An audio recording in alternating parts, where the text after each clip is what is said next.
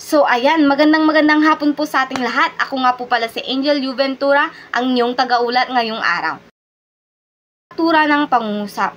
Ang struktura ng pangungusap ay may dalawang bahagi ng pangungusap. Ngunit ang una kong tatalakayin ngayon ay ang simuno. Ang simuno ay tumutukoy sa hayop, tao, bagay o konsepto na gumagawa ng aksyon o nagtataglay ng katangian na inilalarawan ng panaguri sa pangungusap. So sa madaling salita, ang simuno ito yung gumagawa ng aksyon sa isang pangyayari o isang kwento. So halimbawa na lang rito, base sa litrato na aking ibinigay, ang mga bata ay masayang naglalaro.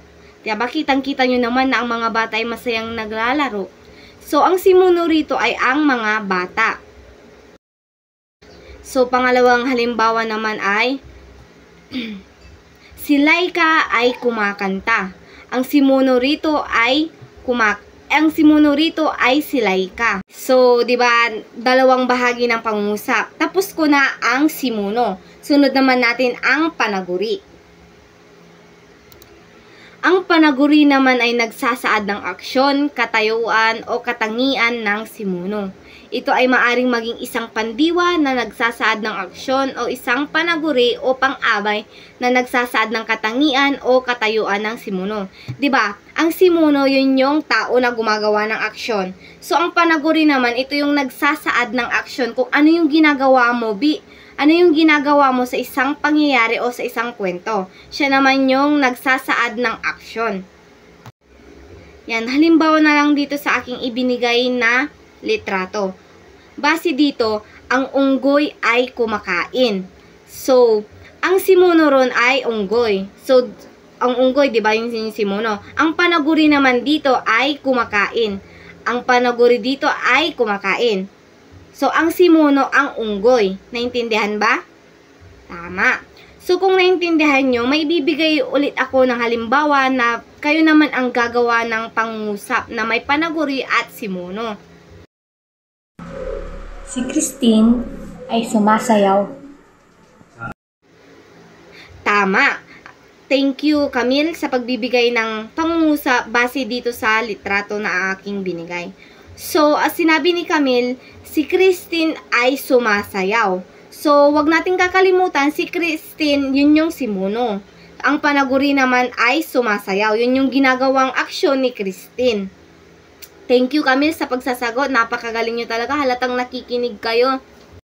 So, bago tayo dumako sa isang aralin, nais ko lang, may ibinigay ako dito na laro. Ang pamagat nito ay tayo'y maglaro. So, magkakaroon muna tayo ng recap kung talagang natuto or may natutunan ba kayo base sa aking tinalakay.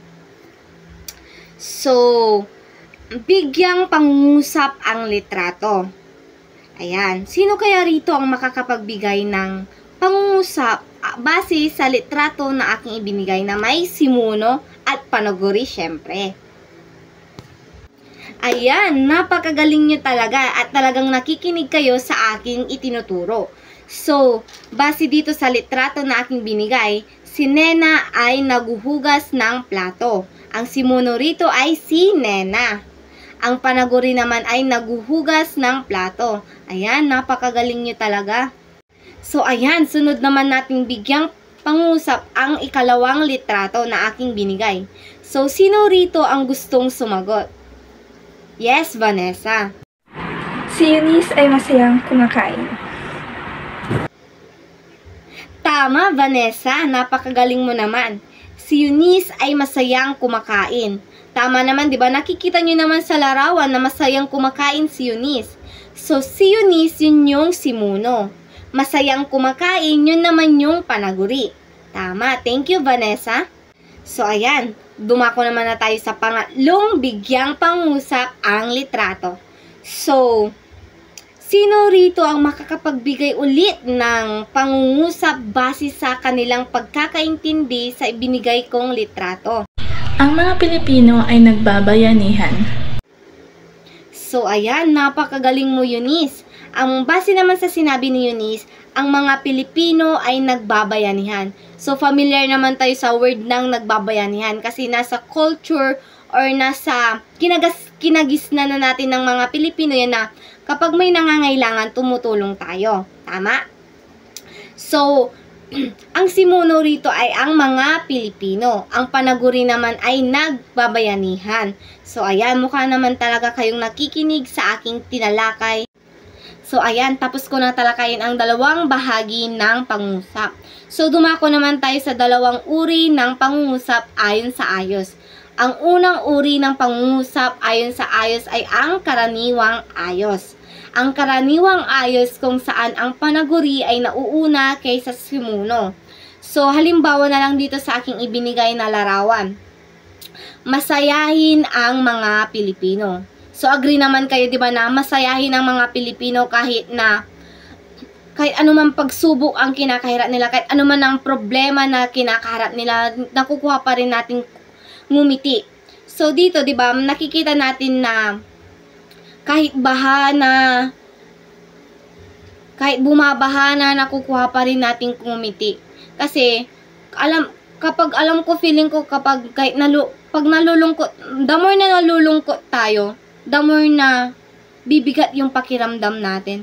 Parang mabigat yung magiging sitwasyon natin. Kaya, bilang Pilipino, ingingiti na lang natin lahat ng problema, lahat ng pagsubok na kinakaharap natin. So, ayan. Tapos na natin ang unang uri ng pangungusap ayon sa ayos. Dumako naman tayo sa ikalawang uri ng pangungusap ayon sa ayos. Ang di karaniwang ayos. Di ba ang nauna? Karaniwang ayos.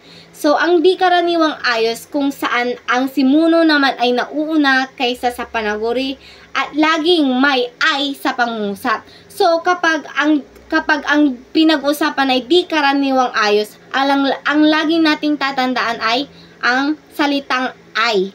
Tama. So, pagkaraniwang ayos, nauuna yung panaguri sa simuno. Dito naman sa di karaniwang ayos, nauuna ang simuno kesa sa panaguri. Halimbawa ulit dito sa aking ibinigay na litrato, si inay ay nagluluto. So, ang simuno rito ay nasa unahan, si inay. Ang panaguri naman ay nagluluto, nasa hulian. So, doon malalaman natin kapag di karaniwang ayos din kung may salitang ay sa gitna. Tama? Naintindihan ba? So, ayan. Bago ko tapusin ang session na ito, nais ko lang sabihin na magkakaroon tayo ng takdang aralin. Ang takdang aralin natin ngayon ay sumulat ng pangungusap na may simuno at panaguri na base sa tunay na karanasan sa buhay. Ipapasa nyo ito kapag tayo ay nagkita muli or pagkakaroon ng klase. Maraming salamat po sa inyong kooperasyon at pakikinig.